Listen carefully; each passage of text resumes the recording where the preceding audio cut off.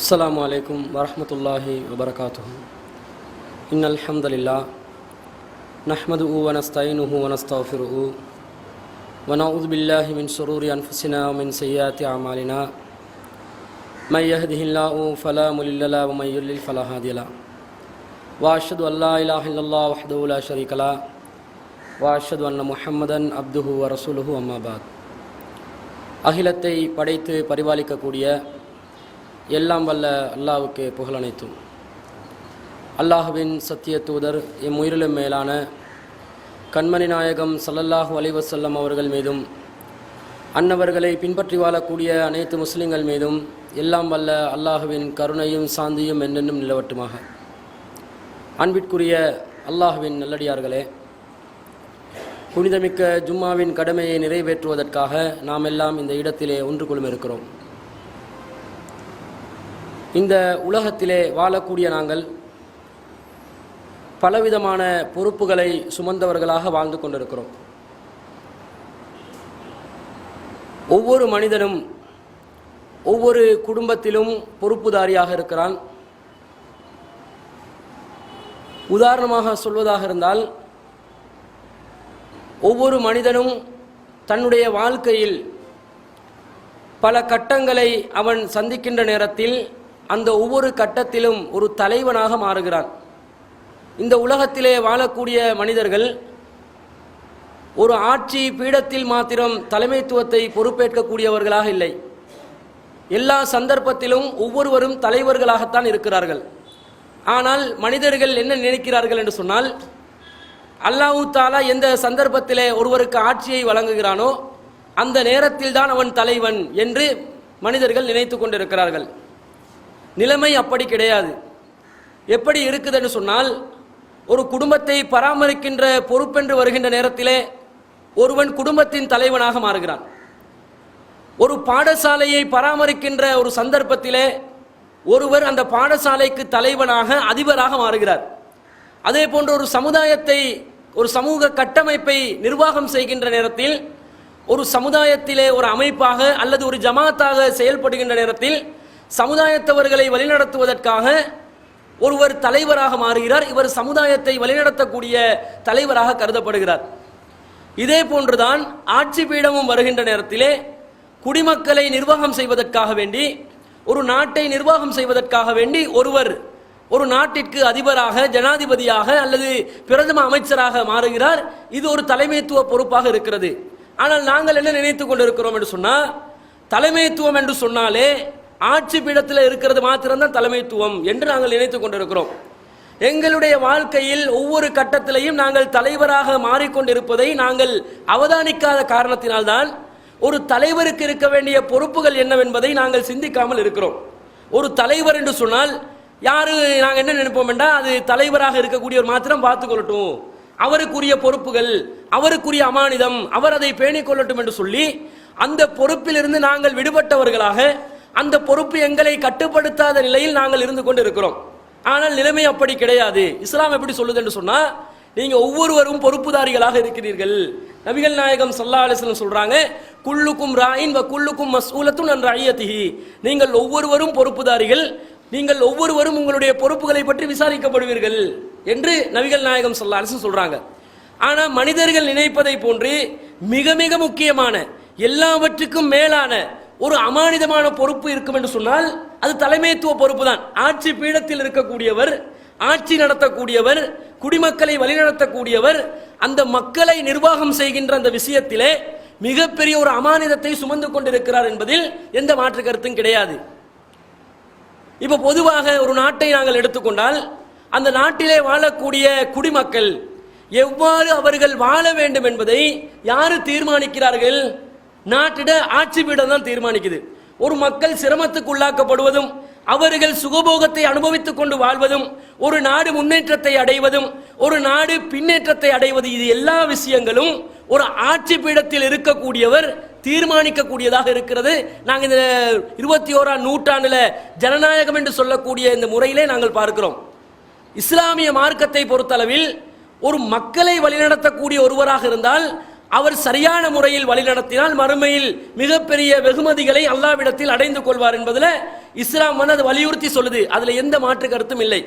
நபிகள் நாயகம் ஸல்லல்லாஹு அலைஹி வஸல்லம் சொல்றாங்க, மறுமையில சூரியன் வந்து தலைக்கு மேல் கொண்டு வந்து வைக்கப்படும். அந்த நேரத்திலே அந்த சூரியத்தின் வெப்பத்தை தாங்க முடியாத காரணத்தினால் மக்கள் மிகவும் சிரமத்துக்கு உள்ளாக்கப்படுவார்கள். அந்த நேரத்தில் நிழலை தேடி அலைந்து திரியக்கூடியவர்களாக இருப்பார்கள். அந்த சந்தர்ப்பத்தில் யாருக்கு நிழல் கிடைக்குது? ஆட்சியாளராக இருக்கக்கூடிய நீதியான ஆட்சியாளருக்கு அல்லாஹ் தஆலா முதல் கட்டமாக நிழலை கொடுக்கிறான். 7 கூட்டத்தாருக்கு அல்லாஹ் நிழல் கொடுக்கிற சந்தர்ப்பத்தில் முதலாவது நிழல் யாருக்கு கொடுக்கப்படுது? அல் இமாமுல் ஆதில், நீதியான ஆட்சியாளர், அவருக்கு தான் நிழல் கிடைக்குது. ஏன் தொழுவையாளிக்கு ஆரம்பத்தில் கொடுக்காம, நோன்பு பிடிச்சவருக்கு ஆரம்பத்தில் கொடுக்காம, இபாதத் செஞ்சவருக்கு கொடுக்காம, ஒரு நீதமான முறையில் ஆட்சி நடத்தியவருக்கு ஏன் அந்த சந்தர்ப்பம் கொடுக்கப்படுதுண்டா, எல்லாரும் தொழக்கூடியவர்களாக மாற்றுவதற்கு, எல்லாரும் வசதியான முறையில் நோன்பு நோக்கக்கூடியவர்களாக மாற்றுவதற்கு, ஜக்காத் கொடுக்கக்கூடியவர்களாக மாற்றுவதற்குரிய அடிப்படை தளத்தை அமைத்து கொடுக்கக்கூடியவராக ஆட்சி அதிகாரத்தில் இருக்கக்கூடியவர் இருப்பார். அப்ப இது ஒரு மிக முக்கியமான அமானிதம் என்பதை நாங்கள் புரிந்து கொள்ள வேண்டும். ஒரு தலைமைத்துவத்தை நாங்கள் எடுத்துக்கொள்கின்ற நேரத்தில் ஆட்சி பீடமாக இருந்தாலும் சரி, சராசரியாக நாங்கள் பொறுப்பு சுமந்து இருக்கக்கூடிய ஒரு தலைமைத்துவமாக இருந்தாலும் சரி, இது எல்லாத்திலும் பொதுவாக மனிதன் பேராசை கொண்டவனாக இருப்பதை நாங்கள் பார்க்கிறோம்.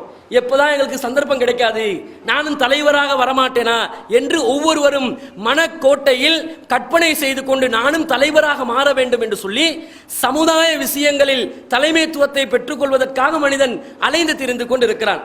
ஆனா அவர் மறந்திருப்பாரு அவர் குடும்பத்தில் தலைவராக இருப்பதை, அவர் மறந்திருப்பாரு அவர் வேறொரு விஷயத்தில் பொறுப்புதாரியாக ஒரு தலைவராக இருப்பதை மறந்திருப்பார். அதிலே தனக்கு வழங்கப்பட்ட அமானிதத்தை சரியாக நிறைவேற்றினா இல்லையா என்பதை அவர் சிந்திக்க கடமைப்பட்டிருக்கிறார். ஆனால் அதை சிந்திக்காமல் அவர் எதை யோசிக்கிறாரு?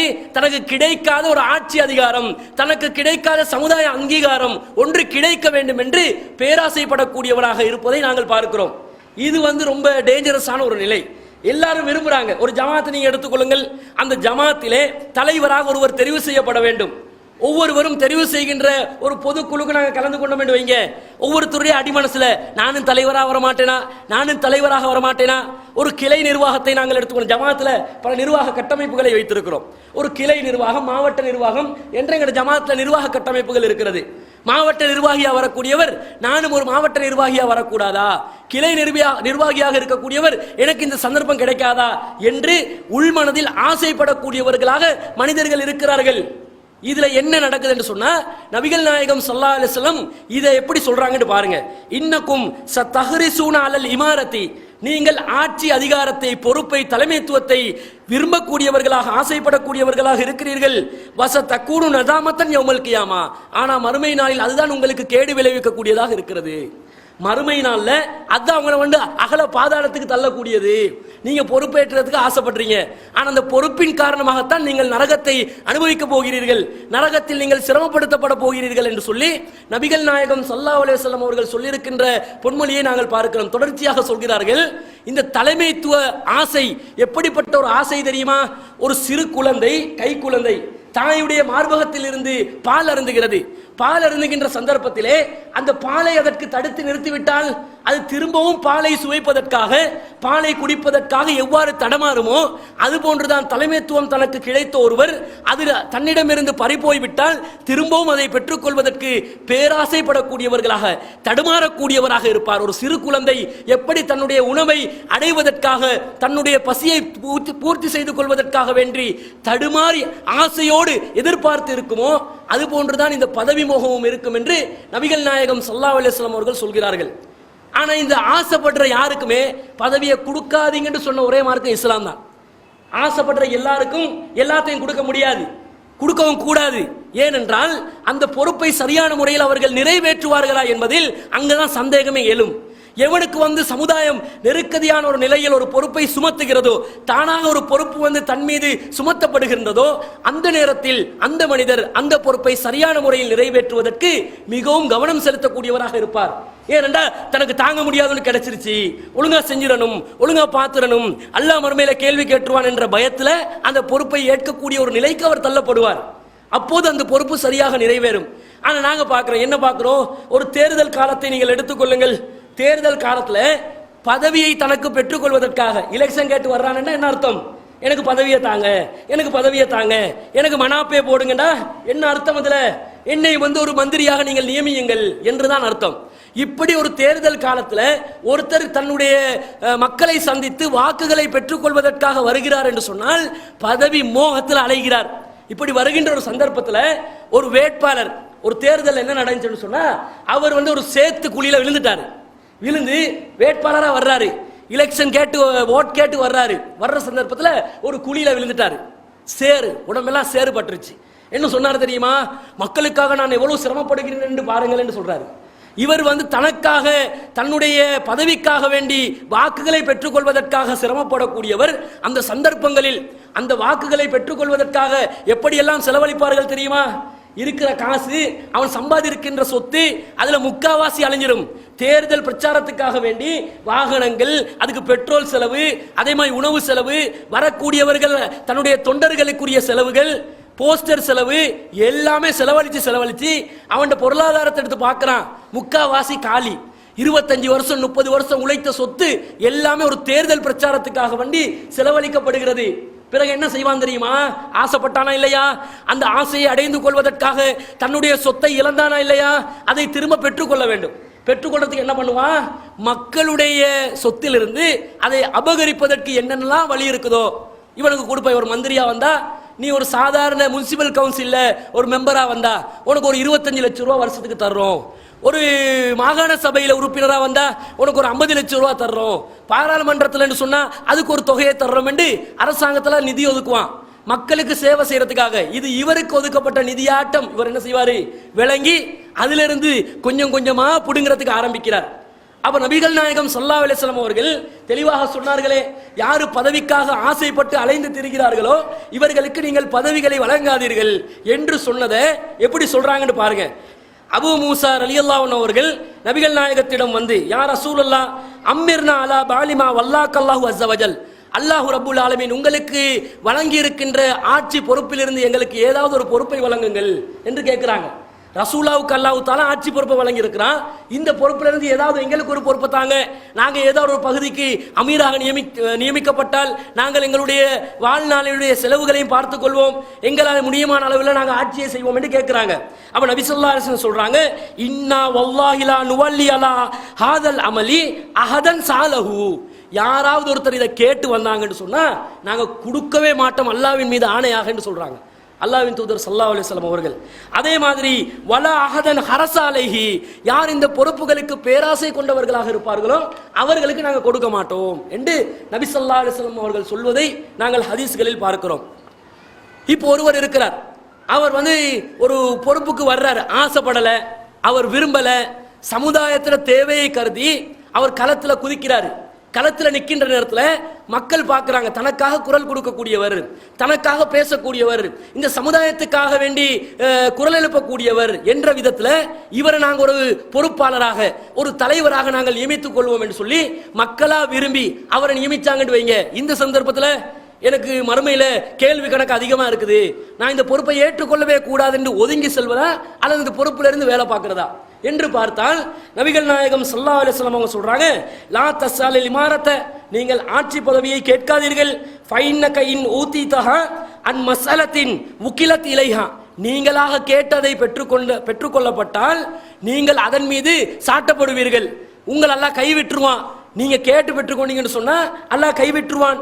அதே போன்று வான் ஊதிதஹா அன் கைரி மஸ்அலத்தின் உஇன்த அலைஹா, நீங்க கேட்காம உங்கள் மீது அது சுமத்தப்பட்டால் அல்லாஹ்வுடைய உதவி உங்களுக்கு கண்டிப்பாக கிடைக்கும்.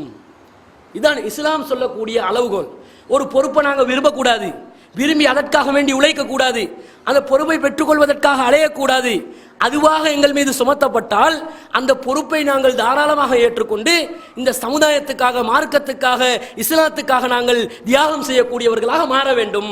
அப்படி மாறினால் கண்டிப்பாக அல்லாஹ்வுடைய உதவி எங்களுக்கு கிடைத்து கொண்டே இருக்கும் என்பதை இஸ்லாம் நமக்கு வழிகாட்டுகிறது. இன்று இந்த முஸ்லிம் சமுதாயத்திலே விரும்பியோ விரும்பாமலோ ஒரு சிலர் பொறுப்பேற்றுக் கொண்டிருக்கிறார்கள், தலைமைத்துவங்கள் பொறுப்பேற்றுக் கொண்டிருக்கிறது. இந்த பொறுப்பேற்கக்கூடியவர்கள் சரியான முறையில் அவர்களுடைய பொறுப்புகளை நிறைவேற்றுகிறார்களா இல்லையா என்றதிலேயே எங்களுக்கு என்ன விளங்கும்? இவங்களா விரும்பி வந்தாங்களா இல்லையான்றது விளங்கிடும். ஏன்னா அல்லாஹ்வுடைய உதவி இல்லாமல் போகும். இவங்களா விரும்பி பொறுப்பெடுத்தாங்கன்னு சொன்னா அல்லாஹ் வந்து கைவிட்டுருவான். நீனா பார்த்துக்கோ, உனக்கு சமுதாயத்தில் உனக்கே வந்து என்ன செய்யும், விமர்சனங்கள் வரும், மக்கள் வந்து உன்னை எதிர்க்க ஆரம்பிப்பார், மக்கள் வந்து உனக்கு எதிராக வந்து குரல் எழுப்புவாங்க. இந்த மாதிரி சந்தர்ப்பங்கள் வர்ற நேரத்தில் ஒருவர் விரும்பி வந்தாரா இவர் வந்து விரும்பாம வந்தாரான்றது தானாக பளிச்சென்று விளங்கிடும். இந்த நிலையில் சமுதாய தலைமையங்கள் எப்படி செயல்படுகிறார்கள் என்பதை கவனித்து எங்களுக்கு ஒரு முடிவை எடுத்துக்கொள்ளக்கூடியதாக இருக்கிறது. அதை நாங்கள் சிந்திக்க கடமைப்பட்டிருக்கிறோம். இப்போ பொறுப்புக்கு ஒருத்தர் வந்தாருன்னு வைங்க, வந்த உடனே என்ன பண்ணுவாங்க தெரியுமா? சாதாரண மனிதராக இருப்பார். சாதாரணமாக இருந்து அவர் மக்களோடு மக்களாக பழகி மக்களுக்கு வந்து உதவி செய்யக்கூடியவராக, ஒத்தாசை புரியக்கூடியவர்களாக, மக்களுடைய பிரச்சனைகளை தீர்க்கக்கூடியவராக இருந்திருப்பார். ஆனால் அவரை பொறுப்புதாரியாக ஒரு தலைவராக எப்போ நியமிக்கப்படுகிறதோ அந்த நேரத்திலிருந்து அவருடைய கெட்டப்ல ஒரு வித்தியாசத்தை பார்க்குறோம். அவர் அப்படி மாறுறாரு. எப்படி மாறுறாரு? அவரை விட்டா ஆள் இல்லாத மாதிரி, அவர் தான் எல்லாத்தையும் சாதிச்சவர் மாதிரி, அவர் தான் முழு உலகத்தையும் படைச்சு முழு உலகத்தையும் ஆட்டி படைக்கிறதுக்கு வந்தவர் மாதிரி, அவர் ஒரு வித்தியாசமான ஒரு கேரக்டருக்கு என்ன செய்யறாரு, மாறுறாரு. இந்த நிலைமை, இந்த பதவி என்ற ஒன்றை ஏற்றுக்கொண்ட உடனே உள்ளத்தில் ஒரு வித்தியாசம் வருகிறது. சிலரை நீங்கள் பார்ப்பீர்கள், சமுதாயத்தில் ஆரம்ப காலங்களில் சகஜமாக பழகக்கூடியவர்கள் ஒரு தலைவராக மாறிய பிறகு அவங்களுக்கு என்று சில வெஹிக்கிள்கள் கிடைக்கும், சில வாகன வசதிகள் கிடைக்கும், அவங்களுக்கு என்று சில பொடிகார்ட்ஸ் பாதுகாவலர்கள் கிடைக்கும். இந்த மாதிரி எல்லா சந்தர்ப்பங்களிலும் அவங்களுக்கு வசதி வாய்ப்புகள் ஏற்படுத்தப்படுகின்ற நேரத்தில் அவங்க எப்படி போவாங்க? யாரு தனக்காக உழைத்தார்களோ, யாரு தனக்காக பாடுபட்டார்களோ, யாரு தனக்காக வேண்டி கவனம் செலுத்தி தன்னுடைய வாழ்நாளை அர்ப்பணித்தார்களோ இவர்களை கண்டு கொள்ளாதவர்களாக, இவர்கள் மீது கவனம் செலுத்தாதவர்களாக பல அரசியல்வாதிகளை நீங்க பார்க்கலாம். உதாரணத்துக்கு அரசியலை தான் காட்டலாம். பல அரசியல்வாதிகள் ஆரம்ப கால எலெக்ஷன்ல ஃபர்ஸ்ட் எலெக்ஷன் கேட்கிற நேரத்தில் அமோகமான வெற்றியை பெறுவாங்க. ஏன்னா மக்களுடைய எதிர்பார்ப்பு அப்படி இருக்கும். மக்கள் வந்து இவரை ஒரு தலைவராக தெரிவு செய்து இவர் வந்து எங்களுக்கு சேவை செய்வாருன்னு மக்கள் நினைப்பாங்க. ஆனா இவருடைய முதல் பதவி காலம் முடிஞ்ச பிறகு இரண்டாவது தேர்தல் வர்ற நேரத்தில் ஆரம்பத்தில் கிடைச்ச வெற்றியில ஒரு 50% கூட அவருக்கு தக்க வைக்க முடியாம போகும். என்ன காரணம் தெரியுமா? இவருக்கு முதலாவது கிடைச்ச அந்த வெற்றியை ஒழுங்கான முறையில் இவர் நடைமுறைப்படுத்தல, ஒழுங்கான முறையில் அதை பயன்படுத்தல, அந்த அமானித பொறுப்பை வந்து அவர் ஒழுங்கான முறையில் செயல்படுத்தல. படுத்தாததுனால ரெண்டாவது தடவை மக்கள் தீர்மானிக்கிறாங்க, இவனுக்கு நாங்கள் போட்ட வேண்டாம், இவனை போல ஒரு ஆளை திரும்ப தெரிவு செஞ்சோம் சொன்னா எங்களை வந்து ரொம்ப கொடுமைப்படுத்துவான், ரொம்ப எங்களை அலட்சியப்படுத்துவான், எங்களை புறக்கணிச்சிருவான், அதனால இவனை இந்த இடத்துல இருந்து நாங்கள் புறக்கணிக்கணும் சொல்லி ஒரு 50% ஆட்கள் ரெண்டாவது தடவை அவருடைய தேர்தலில் அவரை புறக்கணிப்பாங்க. மூணாவது தடவை வந்தா அப்படி அவ்வளவுதான், திரும்ப பழைய குருட்டி கதவை துரட்டி என்ற அடிப்படையில் அவர் வீட்டுக்கு போக வேண்டியது. திரும்ப அவருக்கு ஒரு மந்திரி பதவி, எந்த பதவியும் கிடைக்காது. ஒரு சாதாரண ஒரு சமூக அமைப்புல ஒரு தலைமைத்துவ பொறுப்பை கொடுத்திருப்பாங்க, அதை கூட பறிச்சு எடுத்துருவாங்க. இந்த அளவுக்கு இருக்கிறதுக்கு காரணம் என்னன்னு சொன்னா மக்கள் மீது கவனம் செலுத்தாதது, தனக்கு கீழே யார் இருக்கிறார்களோ அவர்களுடைய தேவைகளை பூர்த்தி செய்யாதது, அவர்களுடைய கஷ்ட நஷ்டங்களில் உதவி செய்யாதது. இதுதான் ஒரு தலைவர் திரும்பவும் ஒரு தலைவராக தெரிவு செய்யப்படாமல் இருப்பதற்கு காரணமாக இருக்கிறது. நபிகள் நாயகம் ஸல்லல்லாஹு அலைஹி வஸல்லம் அவர்கள் யாரெல்லாம் தலைமைத்துவ பொறுப்பை ஏற்றுக்கொள்கிறார்களோ இவர்களுக்கு பல அறிவுரைகளை சொல்கிறார்கள். முதலாவது அறிவுரை என்ன தெரியுமா? ஒருத்தரை நீங்க தலைவராக ஒருவரை நாங்கள் தெரிவு செய்தோம் என்றால், அல்லாஹ் தஆலா ஒரு சந்தர்ப்பத்தை ஒருவருக்கு வழங்கிவிட்டால் அவர் முதலாவதாக செய்ய வேண்டியது மக்களுக்கு அநியாயம் செய்யாமல் இருக்க வேண்டும் என்று அவர் அதிலே மிகவும் கவனமாக இருக்க வேண்டும். மக்களுக்கு அநியாயம் செய்யக்கூடாது. முஆத் இப்னு ஜபல் ரலியல்லாஹு அன்ஹு அவர்களே நபிகள் நாயகம் ஸல்லல்லாஹு அலைஹி வஸல்லம் அவர்கள் ஆட்சி பீடத்துக்கு அனுப்புகின்ற நேரத்தில் யமன் நாட்டுக்கு அனுப்புறாங்க ஒரு ஆளுநராக. அந்த அனுப்புற சந்தர்ப்பத்தில் சொல்லி அனுப்பின முதலாவது அறிவுரை இத்தகி தஅவத்தல் மظلوم, பாதிக்கப்பட்டவனுடைய பிரார்த்தனைக்கு அஞ்சிக்கொள். ஏனென்றால் ஃபைன்னஹா லைஸ பைனஹா வ பைனல்லாஹி இஜாபுன், உனக்கும் நீ பாதிக்கப்பட்டவனுடைய பிரார்த்தனைக்கும் அல்லாஹ்க்கும் இடையில் எந்த ஒரு திரையும் இல்லை. அந்த அளவுக்கு நேரடியாக பாதிக்கப்பட்டவனுடைய பிரார்த்தனை அல்லாஹ்வினால் அங்கீகரிக்கப்படும். ஆட்சி என்று வருகின்ற நேரத்தில் சஹாபாக்கள் ஆட்சிக்கு அனுப்புறாங்க. ரசூலுல்லாஹ் முஆத் இப்னு ஜபல் ரலியல்லாஹு அன்ஹு அவர்கள் ரொம்ப இபாதத்தில் மூழ்கிய ஒரு சஹாபி, அவரை ஆட்சிக்கு அனுப்புற நேரத்தில் கூட யாருக்கும் அநியாயம் செஞ்சிடாதீங்க, யாருக்கும் வந்து பாதிப்பு ஏற்படுத்துற வகையில் நீங்க நடந்து கொள்ளாதீங்கன்னு அறிவுரை சொல்லி அனுப்புறாங்கடா. இந்த பொறுப்பு வந்த உடனே அந்த மனநிலை வந்துடும். நாங்க தானே, யார் எங்களை கேட்க இருக்கிறா, நாங்க செஞ்ச பிறகு சமாளித்துக் கொள்ளலாம், அல்லது ஏதாவது ஒரு காரணத்தை சொல்லிக் கொள்ளலாம், யார்கிட்ட கையில ஆட்சி இருக்குது, நம்ம கையில தானே ஆட்சி இருக்குது, நாம் நினைத்தவாறு நடந்து கொள்ளலாம் என்று நினைப்பதுதான் இந்த ஆட்சியாளர்களாக, பொறுப்புதாரிகளாக, தலைவர்களாக யார் வருகிறார்களோ அவர்களால் மக்கள் பாதிப்படைவதற்கு மிக அடிப்படையான காரணமாக இருக்கிறது. உலகத்தில் பல ஆட்சி முறைகள் இருக்கிறது. இந்த ஆட்சி முறைகளில் ஜனநாயக முறையில் உள்ள ஆட்சியில தேர்தல் முறையில் தெரிவு செய்யப்படுகின்ற ஒரு அதிபர், நாட்டின் ஜனாதிபதி, அவருடைய விஷயத்துல மிகவும் கவனமாக அவர் நடந்து கொள்ள வேண்டும். ஒரு நாட்டில் குடிமக்களை அவர் வழி நடத்துறாரு, ஆட்சி புரிகிறாரு. ஆட்சி புரிகின்ற சந்தர்ப்பத்தில் மக்கள் பாதிப்பு அடைஞ்சு அல்லாஹ் கிட்ட பதுவா கேட்கிற நிலைக்கு அவர் ஆட்சியை செய்யக்கூடாது. செஞ்சாங்கன்னு வைங்க, ஒரு நாளைக்கு இல்லாட்டி இன்னொரு நாளைக்கு பழிக்கத்தான் செய்யும். அல்லாஹ் கண்டிப்பாக நேரடி அல்லாஹ் தருவான்ன்றது இல்லை, உடனே அல்லாஹ் தருவான்ன்றது இல்லை. அல்லாஹ் வந்து விட்டு பிடிப்பான். விட்டு பிடிச்சு அல்லாஹ் எந்த நேரத்தில் தண்டிக்கணும்னு நினைக்கிறானோ தண்டிப்பான். கொஞ்சமும் மதிப்பில்லாத நிலையில, மிகவும் சிரமத்துக்குள்ளாகக்கூடிய நிலையில அல்லாஹ் தண்டிச்சிருவான். பல உலக தலைவர்களுடைய வரலாறுகளை நாங்கள் பார்க்கிறோமா இல்லையா? ஹுஸ்னி முபாரக் என்னாச்சு? அவர் ஆட்சி புரிஞ்சாரு, ஆட்சி நடத்தினாரு, அவரை மீறத்துக்கு யாரும் இல்லைன்றாரு, பல செல்வங்களை சேர்த்து வச்சாரு. கடைசியில் இப்போத நிலை என்ன? விரும்பி விரும்பி நினைச்ச மாதிரி தண்டனை கொடுக்குறான். 3 வருஷம் அதுக்கு தண்டனை, 4 வருஷம் இதுக்கு தண்டனை, 10 வருஷம் இதுக்கு தண்டனை. விரும்புறான், விசாரணைக்கு கூப்பிடுறான், தண்டனை கொடுக்குறான் என்ற அளவுக்கு அல்லாஹ் தஆலா இழிவுபடுத்துறானா இல்லையா? அவர் செஞ்ச ஆட்சியில ஏதாவது ஒரு கோளாறு இருக்க போய் தான் இந்த நிலைமை உருவாகுது. இந்த நிலைமையை வந்து அல்லாஹ் தஆலா முஸ்லிம் அல்லாதவர்களுடைய கரங்களால் இப்படி தண்டிக்க கூடியவனாக கூட அல்லாஹ் இருப்பான். அல்லாஹ் விரும்பிய மாதிரி தண்டிப்பான். ஆட்சி பதவி என்று வந்தா எல்லாருக்கும் இந்த நிலை தான். பர்வேஸ் முஷர்ரஃப் இருந்தார், பாகிஸ்தான்ல ஆட்சியாளர், ஜனாதிபதியா இருந்தாரு. என்ன பண்ணாங்க? ஹவுஸ் அரெஸ்ட் பண்ணி வச்சாங்களா இல்லையா? நாட்டை ஆளக்கூடியவரை ஹவுஸ் அரெஸ்ட் பண்ணிட்டாங்க. அதே மாதிரி நீங்க தாய்லாந்து நாட்டை எடுத்துக்கோங்க. தாய்லாந்து நாட்டில் அதிபராக இருந்தவரை உடனே என்ன செஞ்சாங்க? ராணுவ ஆட்சி வந்து அந்த நாட்டை உடனே பிடிச்சிட்டாங்க. பிடிச்சி ராணுவம் சொல்லுது, நீ ஒழுங்கா ஆட்சி பண்ணல, எனவே நாங்க ஆட்சி பண்ண போறோம் என்று சொல்லி ஒரு ராணுவ ஆட்சியை உருவாக்கினாங்க. இப்படி பல விதங்கள்ல, பல வடிவங்கள்ல அல்லாஹ் என்ன செஞ்சிருவான்? பாதிக்கப்பட்டவர்களுடைய துஆக்களை அங்கீகரித்து ஆட்சியை கவிழ்க்கக்கூடியவனாக அல்லாஹ் இருப்பான். எங்க மக்கள் நாங்க சொல்றதுதான் கேட்பாங்க, எங்க கையில ஆட்சி அதிகாரம் இருக்குது, நாங்க நினைக்கிற மாதிரி மக்களை ஆட்டி படைப்போம் ஒருத்தர் நினைச்சாண்டு வைங்க. அந்த கன்செப்ட் எப்ப வருதோ அப்ப அவனுக்கு அழிவுதான். அல்லாஹ் தஆலா அவனை விட்டு வைக்க மாட்டான். அல்லாஹ் பிடிக்கிற சந்தர்ப்பத்தில் ஒண்ணுமே இல்லாம ஒரு அளவுக்கு அல்லாஹ் செஞ்சிருவான் என்பதை இந்த வரலாறு செய்திகள்ல நாங்க பார்க்கிறோம். அதே மாதிரி மோசடி செய்யக்கூடாது. ஒரு ஆட்சியாளராக, ஒரு ஜனாதிபதியாக, ஒரு சமுதாய கட்டமைப்புல தலைவராக வரக்கூடியவர் தனக்கு கீழே உள்ள மக்களுக்கு மோசடி செய்யக்கூடாது. மிகவும் கவனமாக நடந்து கொள்ள வேண்டும். ஏனென்றால் நபிகள் நாயகம் ஸல்லல்லாஹு அலைஹி வஸல்லம் அவர்கள் சொல்கிறார்கள், மாமின் அப்தின் யஸ்தரீஹில்லாஹு ரஇயத்தன் யமூத் யௌம யமூத். ஒரு அடியாரை அல்லாஹ் தஆலா ஒரு பொறுப்புக்கு அல்லாஹ் தெரிவு செய்கிறான். அவர் மரணிக்கின்ற நேரத்தில் வவ்வகாஸுல் லிரஅயத்திஹி, அவருடைய பொறுப்பிலே அவர் மோசடி செய்தவராக அவர் மரணித்து விட்டால், இல்லா ஹர்ரமல்லாஹு அலைஹில் ஜன்னா, அல்லாஹ் அவருக்கு சொர்க்கத்தை ஹராமாக்குகிறான். மோசடி செய்யக்கூடிய தலைவர்களுக்கு அல்லாஹ் தஆலா சொர்க்கத்தை ஹராமாக்குகிறான் என்று நபிகள் நாயகம் ஸல்லல்லாஹு அலைஹி வஸல்லம் சொல்றாங்க. இப்போ எங்க பாராளுமன்றத்தை நாங்கள் எடுத்துக்கொண்டா ஒரு சிஸ்டத்தை வச்சிருக்கிறாங்க.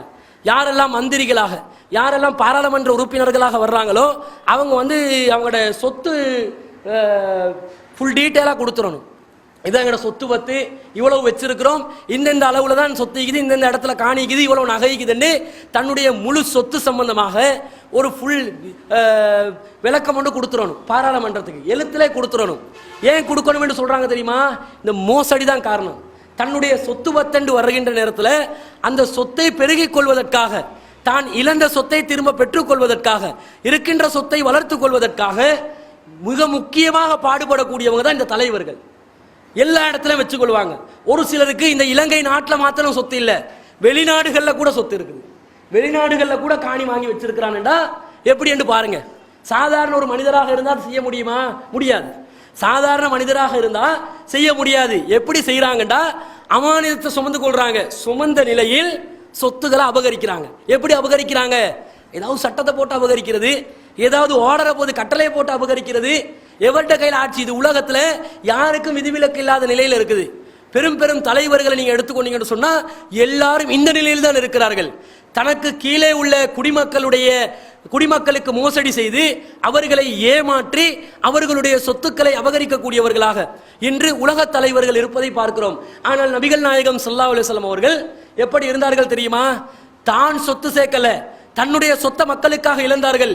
இழந்தது மாத்திரம் கிடையாது, மக்கள் வந்து யாருக்கும் ஏமாற்றம் செய்யக்கூடாது, யாருக்கும் மோசடி செய்யக்கூடாது என்றதுக்காக வேண்டி மக்களையும் கவனித்துக் கொண்டே இருந்தார்கள். கடத்தெருவுக்கு போவாங்க, யாராவது வியாபாரம் செய்யறதை கவனிச்சு கொண்டு இருப்பாங்க. எப்படி வியாபாரம் செய்யறாங்க? வியாபாரம் செய்யற நேரத்தில் மோசடி நடந்தா அதை உடனே கண்டிப்பாங்க. களத்தில் இறங்கி நானும் மோசடி செய்ய மாட்டேன், குடிமக்களை யாருக்கும் மோசடி செய்யக்கூடாது. இப்படிப்பட்ட தலைவராக நபிகள் நாயகம் ஸல்லல்லாஹு அலைஹி வஸல்லம் அவர்கள் இருந்ததை நாங்கள் பார்க்கிறோம். இன்னும் சில தலைவர்கள் இருக்கிறாங்க, மக்களுக்கு மேடைகளில் பேசுவாங்க, மக்களே உங்களுக்காக உழைக்கக்கூடியவர்கள் தான் நாங்கள், உங்களுக்காக பாடுபடக்கூடியவர்கள் தான் நாங்கள், உங்களுக்காக எதையும் செய்வதற்கு நாங்கள் தயாராக இருக்கிறோம், உங்களுக்காக எங்களுடைய உயிரையும் நாங்கள் அர்ப்பணம் செய்வோம் என்று சொல்லி மேடைகளில் பேசுவாங்க, தொண்டை கிளியா பேசுவாங்க, வாக்குகளை பெற்றுக்கொள்வாங்க. ஆனால் மக்களுக்காக உழைக்கக்கூடியவர்களாக அவர்கள் இருக்க மாட்டார்கள்.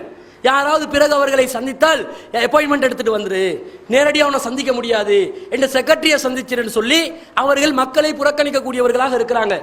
இந்த மாதிரி மக்களை புறக்கணித்து மக்களுக்காக உழைக்காமல், மக்களுடைய கஷ்டத்தை தீர்க்காமல், மக்களுடைய வறுமையை போக்காமல் எந்த ஆட்சியாளர் இருந்து ஆட்சி புரிகிறாரோ அவருடைய நிலைமை எவ்வாறு இருக்கும் தெரியுமா? நபிகள் நாயகம் ஸல்லல்லாஹு அலைஹி வஸல்லம் அவங்க சொல்றாங்க, மன் வல்லாஹுல்லாஹு அஸ்ஸவஜல் ஷைஅன் மின் அம்ரில் முஸ்லிமீன், முஸ்லிம்களுடைய ஆட்சியிலே அல்லாஹ் தஆலா ஒருவருக்கு ஒரு ஆட்சி அதிகாரத்தை வழங்கி, ஃபஹ்தஜப தூன ஹாஜதிஹிம் வ ஹல்லதிஹிம் வ ஃபக்ரிஹிம், அவர்களுடைய தேவைகளை பூர்த்தி செய்யாமல், அவர்களுடைய கஷ்ட நஷ்டங்களை பார்க்காமல், அவர்களுடைய வறுமையை போக்காமல் யார் இருக்கிறார்களோ, யார் ஒதுங்கி இருக்கிறார்களோ, இஹ்தஜபல்லாஹு அன்ஹு தூன ஹாஜதிஹி வ ஹல்லதிஹி வ ஃபக்ரிஹி, அல்லாஹ் தஆலா அவருடைய தேவையை பூர்த்தி செய்ய மாட்டான், அவருடைய வறுமையை அல்லாஹ் நீக்க மாட்டான், அவருடைய கஷ்டத்தை அல்லாஹ் போக்க மாட்டான் என்று நபிகள் நாயகம் ஸல்லல்லாஹு அலைஹி வஸல்லம் சொல்றாங்க. சாதாரணமா இவன் நினைக்கிறான், இவனுக்கு எல்லா செல்வமும் கைவசம் இருப்பதாக நினைத்துக் கொண்டு மக்களுக்காக உழைக்காமல் இருப்பதை பார்க்கிறோம். பெரும் பெரும் தலைவர்கள் கூட, பேச்சாளர்கள் கூட மக்களுக்காக மக்களை வசியம் செய்து தன் வசப்படுத்தி கொண்டு தனக்காக ஒரு கூட்டத்தை உருவாக்கி கொண்டு தலைவராக மாறினாலும் அவர்கள் அந்த மக்களுக்காக உழைப்பதை அடியோடு மறந்து வாழக்கூடிய ஒரு நிலை சர்வசாதாரணமாக இருக்கிறது. பேரளவுல கூட சொல்லலாம், ஆனால் தவிர்த்து கொள்றோம். பல பேர் இருக்கிறாங்க. ஏனென்று சொன்னால் இவங்க என்ன நினைக்கிறாங்கடா, இந்த மக்கள் நாங்க எதை சொன்னாலும் கேட்டுக்கொண்டிருப்பாங்க, நாங்கள் இவர்களை கவனிக்காட்டிலும் மக்கள் அதை கண்டுகொள்ள மாட்டாங்க, அல்லது ஏதோ ஒரு காரணத்தை சொல்லி மக்களை சமாளித்து விடலாம் என்று இவர்கள் மனதுக்குள்ளே நினைத்துக் கொள்கிறார்கள். மக்களும் அந்த நிலையில் தான் இருக்கிறார்கள். ஏதாவது சொன்னால் சமாளித்துக் கொள்வார்கள், ஏதாவது ஒரு காரணத்தை சொன்னால் அதை அங்கீகரித்துக் கொள்வார்கள். இப்படிப்பட்ட நிலையில் தான் பெரும்பான்மை மக்கள் இருக்கிறாங்க. இப்படி இருந்தாலும் ரப்புல் ஆலமீன் அதை விடமாட்டேன் என்கிறான். நான் இருக்கிறேனே, மக்களுடைய கவனம் உங்களை விட்டு திசை திருப்பப்பட்டாலும் நான் பார்த்து கொண்டிருக்கிறேன், நான் கேட்டுக்கொண்டிருக்கிறேன், நான் இதை கண்காணித்துக் கொண்டிருக்கிறேன் என்ற அடிப்படையில் அல்லாஹ் ரப்புல் ஆலமீன் அவருடைய கஷ்டத்தை அல்லாஹ் போக்காமல் ஆக்குவான். பல கஷ்டங்களை பலரும் சம்பவித்துக் கொண்டிருக்கிறார்கள், பலரும் பல கஷ்டங்களுக்கு முகம் கொடுத்து கொண்டிருக்கிறார்கள். வெளிப்படையான உலகத்தில் விலங்காட்டிலும் உள்ரங்கத்தில் இவர்களுடைய கஷ்டங்கள், இவர்களுடைய வறுமைகள் தொடர்ச்சியாக இருந்து கொண்டுதான் இருக்கிறது. செல்வம் கைவசம் இருப்பது மாத்திரம் செல்வந்தராக கருதப்படுவதற்கு காரணம் கிடையாது.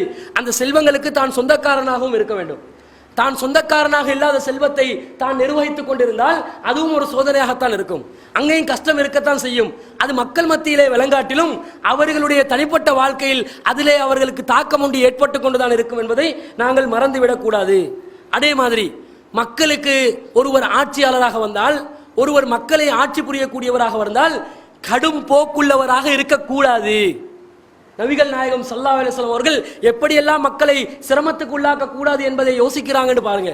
கடும் போக்குள்ளவங்க ஆட்சியாளர்களாக இருக்கக்கூடாது, கடும் போக்குள்ளவர்களாக ஆட்சியாளர்கள் இருக்கக்கூடாது என்று நபிகள் படுத்துறாங்க.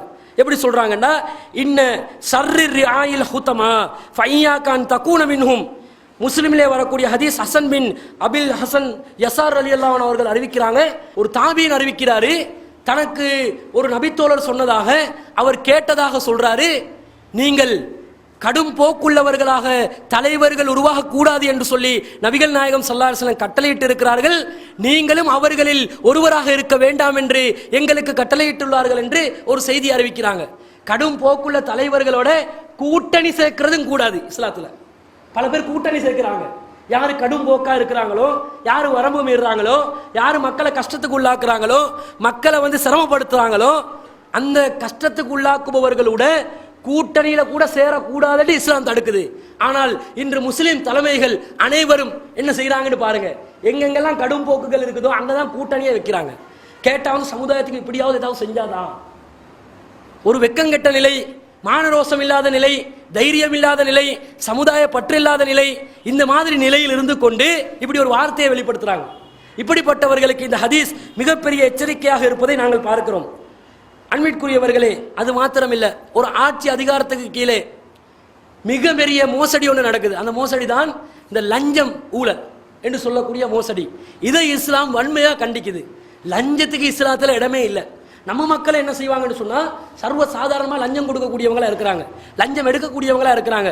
ஒரு அரசு உத்தியோகத்தவரா யாராவது நியமிக்கப்பட்டால், தெரிவு செய்யப்பட்டால், உடனடியாக அவருக்கு வரக்கூடிய மகிழ்ச்சி எதிலே வரும் என்று சொன்னால், தனக்கு கிடைக்கிற சம்பளத்தில் வராது.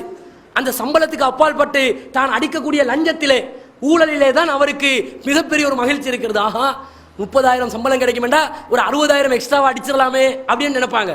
குறிப்பாக இந்த கிளியரிங் ஏஜென்ட் பண்றாங்களே, இவங்க தவிர்க்க முடியாத ஒரு சூழ்நிலையில் இருக்கிறாங்க, நிர்பந்த நிலையில் இருக்கிறாங்க. ஆனால் இவர்களுடைய நிர்பந்தத்தை இவர்கள் எப்படி பயன்படுத்திக் கொள்கிறார்கள் என்றால், எவனாவது ஒரு அதிகாரி வேணான்னு சொன்னாலும் கொடுக்குறாங்க. அது ஒரு நிர்பந்தம் என்ன என்னது? சமுதாயத்தில் இந்த கிளியரிங் ஃபீல்ட இவங்க இம்போர்ட் எக்ஸ்போர்ட் பண்ற நேரத்தில் அந்த லஞ்சங்களை கொடுக்காம தவிர்த்து கொள்ள முடியாது, கொடுத்தே ஆக வேண்டிய ஒரு சூழ்நிலை. இல்லாட்டி இவர்களுக்கு இந்த வியாபாரத்துறையில ஈடுபட முடியாது, போட்டி போட முடியாது, இவர்களுடைய பொருட்களுக்கு விலை அதிகமாக போய்விடும். இது ஒரு நிர்பந்தம் தான், இது மாற்று கருத்து கிடையாது. இந்த நிர்பந்த நிலையில் லஞ்சம் கொடுக்கக்கூடியவர்களும் எப்படி கொடுக்குறாங்க தெரியுமா? அவங்களா ஏதாவது கேட்பாங்க, அதை மீறி இவங்க கொடுப்பாங்க, அப்ப நிர்பந்தத்தை மீறுறாங்கன்னு அர்த்தம். அவன் ஒரு டிவியை கேட்டா இவன் டிவியோட சேர்த்து ஒரு ஃப்ரிட்ஜையும் சேர்த்து அனுப்புறான் அதிகாரிக்கு. இந்த மாதிரி இருக்கிறாங்க. இதே மாதிரி கஸ்டம்ஸ்ல வேலை செய்யக்கூடிய அனைத்து அதிகாரிகளும் லஞ்ச பேர்வழிகளாக இருக்கிறார்கள். ஒருத்தனுக்கிட்ட நேர்மையா நடக்க முடியாது. ஒரே ஒருத்தன் நாங்க அறிஞ்ச விதத்துல நேர்மையா நடந்தா அவனை எல்லாரும் சேர்ந்து சுட்டு கொண்டுட்டாங்க. நீ என்ன நேர்மையா நடக்கிறது? நீ நேர்மையா நடந்தா நாங்க எப்படி ஊழல் செய்யறது, நாங்க எப்படி லஞ்சம் வாங்குறது, எங்களுக்கு பிரச்சனை வருதுன்னு சொல்லி எல்லாரும் சேர்ந்து போட்டு தள்ளினாங்க. ஆளுடைய கதை காலி. இப்ப எல்லாமே என்ன செய்யறான்? திரும்ப திரும்ப அடிக்கிற ஒருத்தர் 2 பேர் விதிவிலக்காக இருக்கக்கூடும். இந்த மாதிரி லஞ்சத்தை பார்க்கிறோம். எங்கட சாரதிமார்கள் டிரைவர்ஸ் இருக்கிறாங்க, இவங்க என்ன பண்ணுவாங்க தெரியுமா? வெஹிக்கல்ல போவாங்க, ஒரு பயணத்துல போவாங்க, எவ்வளோ டிராஃபிக் போலீஸ் வந்து கையை போடுவான். போட்ட உடனே ஃபர்ஸ்ட் ஒரு காரணத்தை சொல்லி, இப்படிதான் காரணம், இந்தாங்க இது இப்படிதான் ரூல்ஸை மீறலை, இப்படிதான் வந்தேன், தெரியாம இப்படி நடந்துருச்சு, அல்லது ஏதாவது ஒரு காரணத்தை சொல்லி சமாளிக்காம எடுத்துடுப்புல எவ்வளோ தர்றேன் வச்சுக்கோங்க அப்படின்னு சொல்லி உடனடியாக லஞ்சத்தை என்ன செய்யறாங்க? கொடுக்கக்கூடியவங்களா இருக்கிறாங்க. ஒரு நியாயத்தை சொல்லுவாங்க. என்ன நியாயம்? நாங்க வெளியூருக்கு போறோம் என்று சொன்னா திரும்ப அவன் அந்த போலீஸ்ல லைசன்ஸ் வைக்கிறான், அந்த போலீஸுக்கு திரும்ப நாங்க லைசன்ஸ் எடுக்க போறதுக்கு திரும்ப அதற்காக பயணம் மேற்கொள்ள வேண்டும், நாள் ஒதுக்க வேண்டும், போயிட்டு அதுக்குரிய பல கஷ்டங்களை பட வேண்டியுள்ளது. அதை விட இந்த லஞ்ச பணத்தை கொடுத்து நாங்க லைசன்ஸ் எடுத்துக்கணும் என்று சொன்னா ஈஸியா இந்த விஷயத்தை சாதிச்சு கொள்ளலாம். இதுல யாருமே விதிவிலக்கு இல்லை.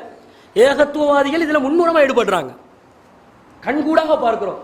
அப்ப எப்படி நடந்து கொள்றாங்க? இதுக்கு காரணம் எப்படி சொல்றாங்க? சார், ஒரு அவன் மேனேஜ்மெண்ட் சிஸ்டத்தில் ஒரு பிழை இருக்குது.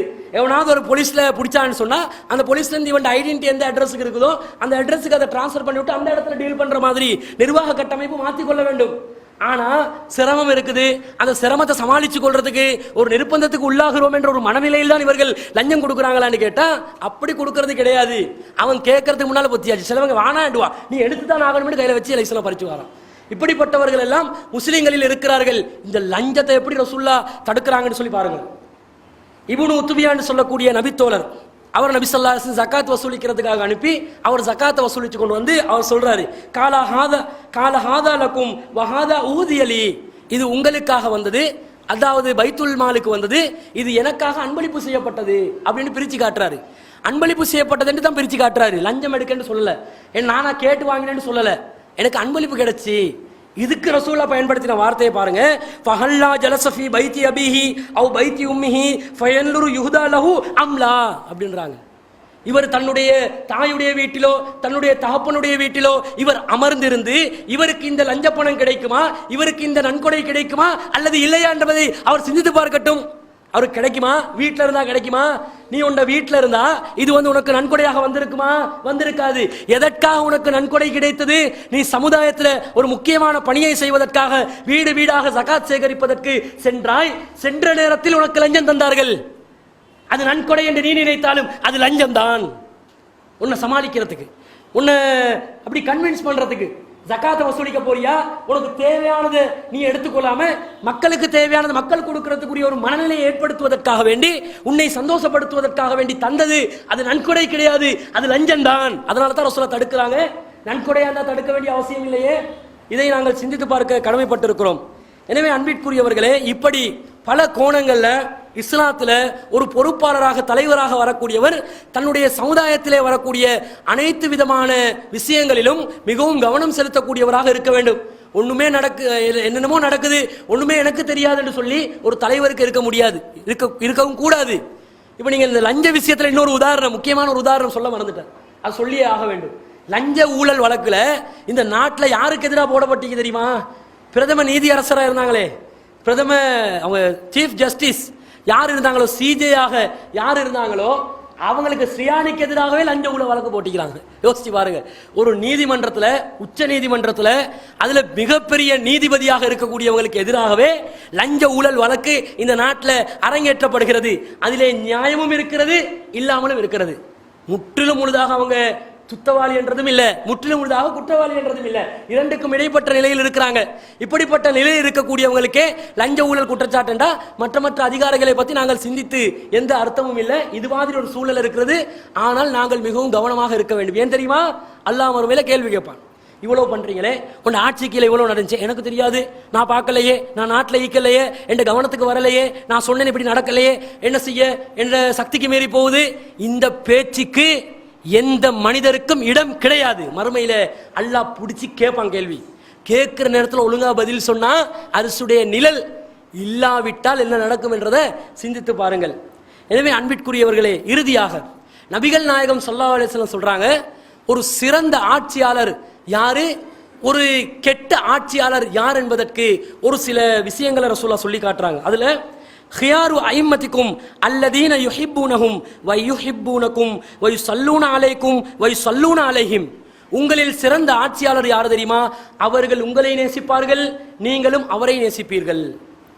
சிறந்த ஆட்சியாளருக்கு ரசூலுல்லாஹ் சொல்லக்கூடிய தன்மையை பாருங்க. இது நேசம், மக்கள் நேசம் என்பது, மக்கள் பிரியம் என்பது அது வலுக்கட்டாயமாக பெறக்கூடிய ஒன்று அல்ல, அது இயற்கையாக வர வேண்டிய ஒன்று. நீங்கள் அவர்களை விரும்ப வேண்டும், மக்களை நீங்களும் விரும்பணும், மக்களும் உங்களை விரும்புவார்கள். வயுஸல்லூன அலைஹி அலைக்கும், நீங்கள் அவர்கள் மீது அவர்களுக்காக துஆ செய்யக்கூடியவர்களாக இருக்க வேண்டும். வதுஸல்லூன அலைஹிம், அவர்கள் உங்களுக்காக துஆ செய்யக்கூடியவர்களாக இருக்க வேண்டும். மக்களுடைய துஆக்களை பெறக்கூடியவர்களாக இருந்தால் அவர்கள் தலைவர்கள், நல்ல தலைவர்கள், நல்ல வழிநடத்தக்கூடியவர்கள். இவர்களும் மக்களுக்காக துஆ செய்வார்கள் என்று நபி ஸல்லல்லாஹு அலைஹி வஸல்லம் சொல்றாங்க.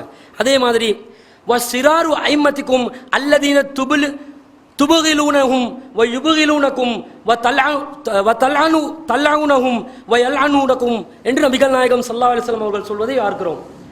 மக்கள்ல கெட்ட ஆட்சியாளர் யார் என்று சொன்னால், அவர்கள் உங்களை வெறுப்பார்கள், நீங்கள் அவர்களை வெறுப்பீர்கள்.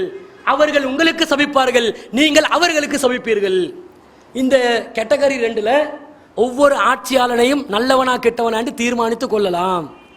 இலங்கையில் ஆட்சியா இருந்தாலும் சரி, பாகிஸ்தான்ல ஆட்சியா இருந்தாலும் சரி, ஆப்கானிஸ்தான்ல ஆட்சியா இருந்தாலும் சரி, மத்திய கிழக்கு நாடுகள் ஆட்சிகளாக இருந்தாலும் சரி, ஐரோப்பிய நாடுகள் ஆட்சிகளாக இருந்தாலும் சரி, எல்லா ஆட்சிகள்லையும் இந்த தன்மை பொறிந்து போகிறதான்னு பாருங்க.